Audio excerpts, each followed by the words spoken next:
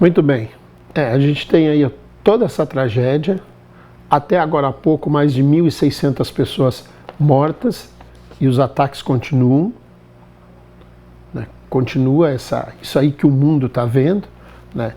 E nas redes sociais, eu não posso deixar de não falar isso, né? Alguns pilantras, vagabundos que fazem plantão nas redes sociais já associaram o Alok, né, que é um DJ. Eu não conheço esse Alok, eu não sei que música que ele toca, nada disso.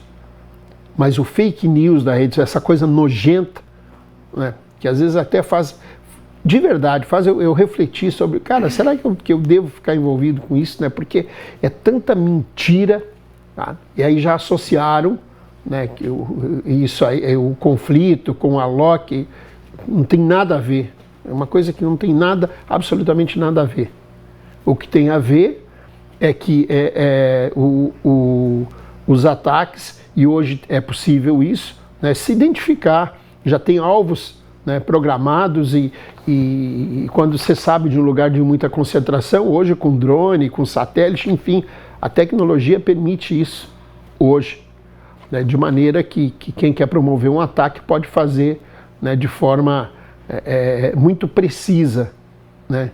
Embora a gente tenha visto alguns aí, ainda bem que tentaram fazer e não deu certo, né?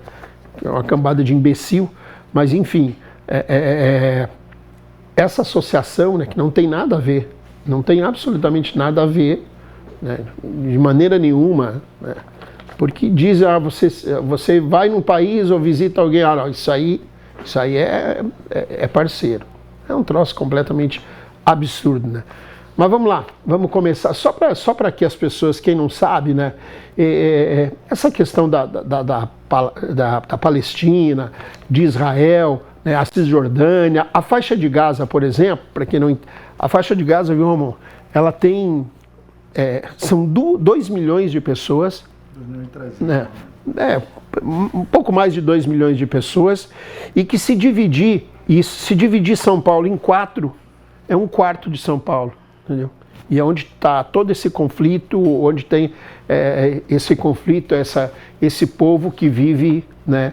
Energia, sem água, 3 horas por dia, a energia. E vamos lá, Ramon Cujuí, boa noite. Eu já começo com você, porque eu sei que vocês estudam esse tema, enfim, então eu não vou ser chato aqui dizer uma coisa que você vai na sequência. Boa noite, seja bem-vindo. O seu comentário sobre essa tragédia mundial aí que a gente está vendo. Boa noite, Cícero. Boa noite, Ricardo Frota. Boa noite, Moisés Cruz. Boa noite, meu querido Herbert. Boa noite, Juninho. Pessoal da técnica aí que segura as pontas e coloca o programa no ar.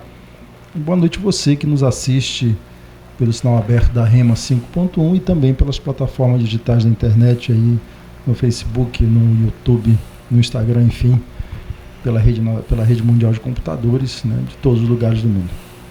É uma tragédia e é uma tragédia anunciada, né? Nós estamos indo agora, 2023, nós estamos fazendo 30 anos dos acordos de Oslo, na Noruega. À época, o primeiro-ministro de Israel era Yitzhak Rabin. E o chefe da autoridade palestina era o Yasser Arafat. Em Oslo, em 93, se chegou a um acordo para celebrar a paz naquela região conflagrada já há muito tempo, né? Conflagrada desde 1917, depois das 2 grandes guerras, a temperatura subiu 75 anos já. Isso. Dessa situação, desse isolamento, dessa prisão, né, que vive o povo palestino. Né? Então, esses 30 anos são marcados agora, né, por um governo de Netanyahu. Netanyahu, a meu entender, é um criminoso de guerra, né, da mesma forma que o antecessor dele, Ariel Sharon, são 2 criminosos. Né? Se você pegar a Convenção de Genebra, os 2 podiam ser tranquilamente enquadrados. Eu não sei o que faz o Tribunal Penal Internacional, que denunciou Putin e não denunciou esses 2 camaradas. Né? A situação na Palestina é uma situação grave já há muito tempo. É por isso que essa ação do Hamas era uma ação anunciada, né? Era uma tragédia anunciada já há algum tempo. Há coisa de 2 meses, nós assistimos aí imagens terríveis do exército israelense concretando fonte de água, né? A faixa de Gaza, é isso que o Cícero disse, é uma faixa ali de 360 metros quadrados, né, quilômetros quadrados, desculpe, 360 quilômetros quadrados, onde você tem mais de 2 milhões de pessoas. Pessoas sem acesso à água, sem acesso a remédios, sem acesso à energia elétrica, sem acesso a gás. E aquelas organizações humanitárias que tentam levar um pouquinho de conforto a essas pessoas são impedidas por Israel de entrar na faixa de Gaza para dar um mínimo de dignidade àquelas pessoas que estão ali. Ou seja, o que aconteceu no sábado para cá é uma coisa que já vinha sido anunciada há muito tempo. Porque cada morador, cada palestino daquela região extremamente oprimida, né, vira um alvo muito fácil de ser trazido para compor algum tipo de organização, né, paramilitar, né? E isso é alimentado pelo Estado de Israel. Eu comecei falando dos acordos de Oslo, né, porque ali se celebrou uma semente de paz. Eu lembro que os acordos foram em 93, 94. Tanto Shimon Peres, que era o chanceler, quanto Isaac Rabin, quanto Yasser Arafat, receberam o Prêmio Nobel da Paz. E aquilo tudo foi ali articulado, arbitrado pelo Bill Clinton na época. Só que em 1995, o Isaac Rabin foi assassinado. E quem assassinou Isaac Rabin não foram os árabes, não. Foi a extrema-direita israelense, né? Um rapaz pegou e matou Isaac Rabin. E Rabin não era ninguém menos, né, do que o general que comandou Israel na Guerra dos 6 Dias de 67. Foi o camarada que chefiou o exército israelense em 67 e ele foi capaz de ganhar uma guerra em 67 e celebrar paz em 93. Os árabes tentaram destruir Israel em 67 e 73 tentaram, também. Foi Yom Kippur, mas em 73 era mais uma reação parecida com essa da agora, de impor uma derrota a Israel.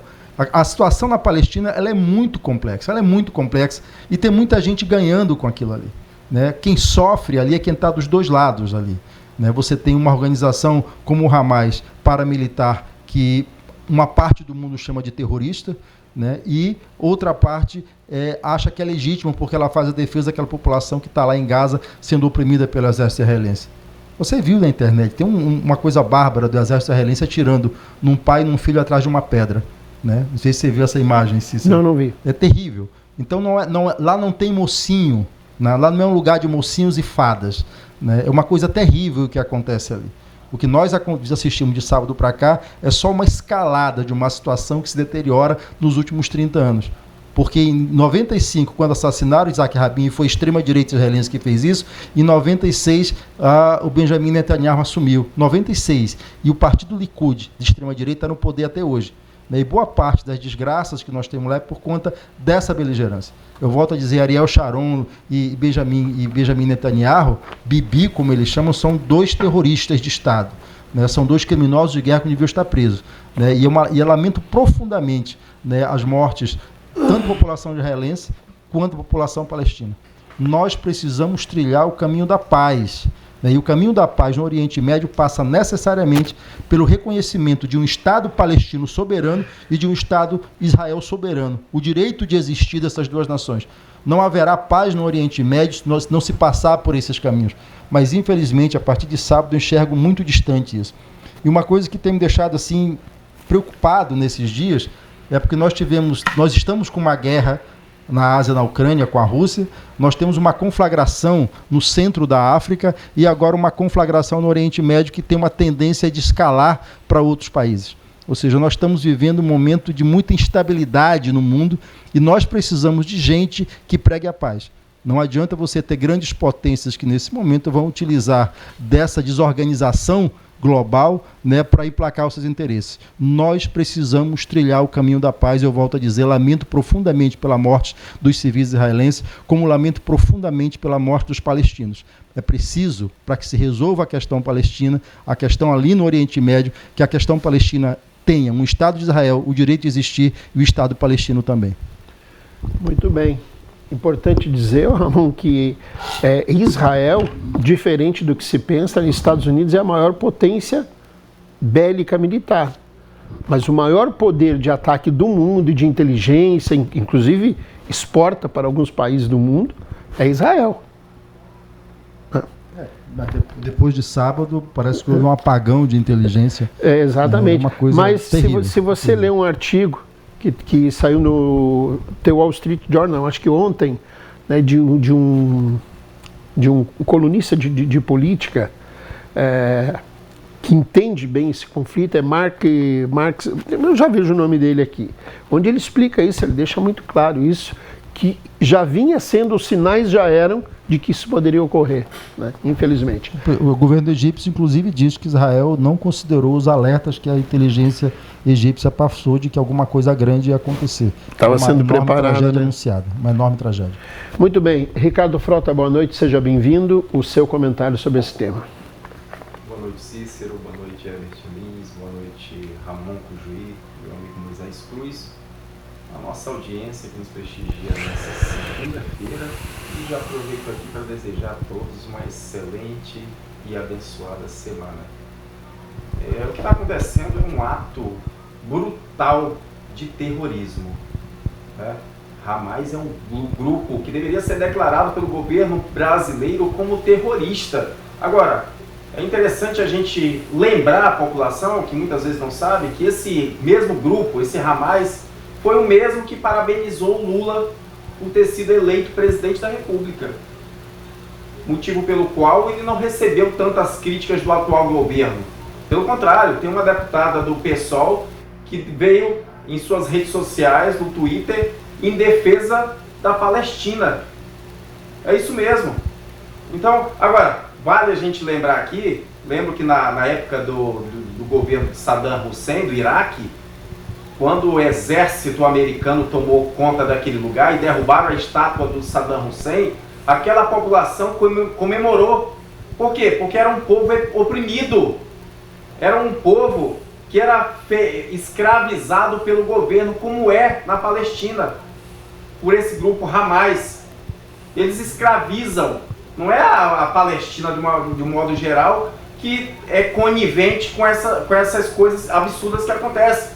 Hamas é um grupo terrorista, que atacou covardemente. Aliás, o Cícero comentou aqui, eles têm toda uma tecnologia. De fato eles têm, Cícero. Só que, diante de milhares de foguetes que eles enviaram, na verdade foi uma estratégia que eles utilizaram, jamais feita, aplicada. Eles mandaram simultaneamente milhares de foguetes para tentar confundir a inteligência.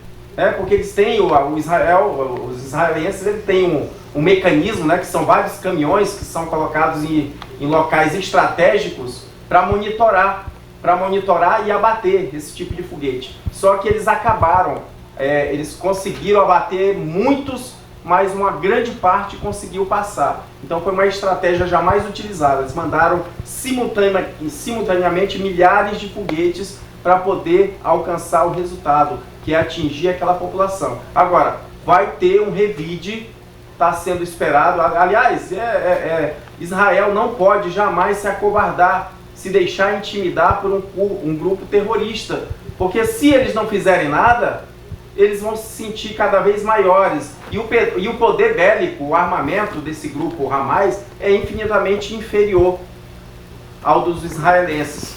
Porém, como eu já disse, é um grupo terrorista, que eles escravizam, eles oprimem, como aconteceu alguma década atrás no Iraque, Saddam Hussein, oprimia aquela população. E as pessoas só estão esperando isso, que haja coragem lá na ONU, que o atual presidente se manifeste lá na ONU, que coloquem esse grupo como terrorista, porque ele não é classificado aqui no Brasil como grupo terrorista. Bolsonaro quis a classificação do Hamas como um grupo terrorista, mas aqui no Brasil não é diferente. A estratégia do governo brasileiro é o quê? É classificar como terroristas pessoas que invadem o Congresso para fazer uma baderninha. Agora, aqueles que matam, que estão estuprando, que estão assassinando crianças, estuprando mulheres, gravando vídeos e mandando lá para o governo do Israel, aliás, o mundo inteiro, eles estão divulgando os vídeos que estão fazendo com as vítimas. Isso daí não é terrorismo não, para o governo brasileiro isso não é terrorismo. Isso pode. O que não pode é falar do ministro, o que não pode é falar do Estado democrático de direito, isso não pode. Mas lá que acontece coisas absurdas, que essa população está sofrendo. Povo de Israel, aliás, ninguém quer guerra.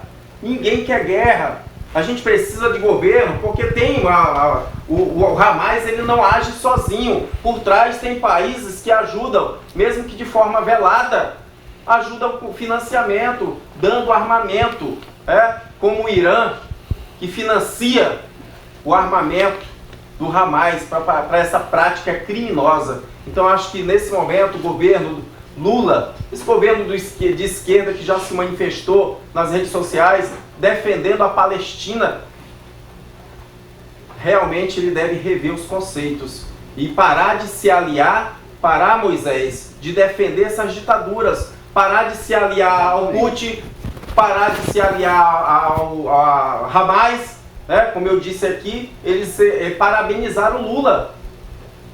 Não é possível que a gente vai admitir que o juiz vai achar que isso é normal. Não, isso é um Estado democrático de direito. É a diplomacia, aquela coisa que o Lula vem fazendo, viajando, construindo alianças com quem? Com grupos terroristas, porque só quem não quis na reunião da ONU, só quem não concordou com que esse grupo fosse classificado como terrorista, foi os países comunistas, como a Rússia, como a China. Os demais quiseram, os Estados Unidos, outros países quiseram que eles fossem classificados como terroristas, que é exatamente aquilo que eles são.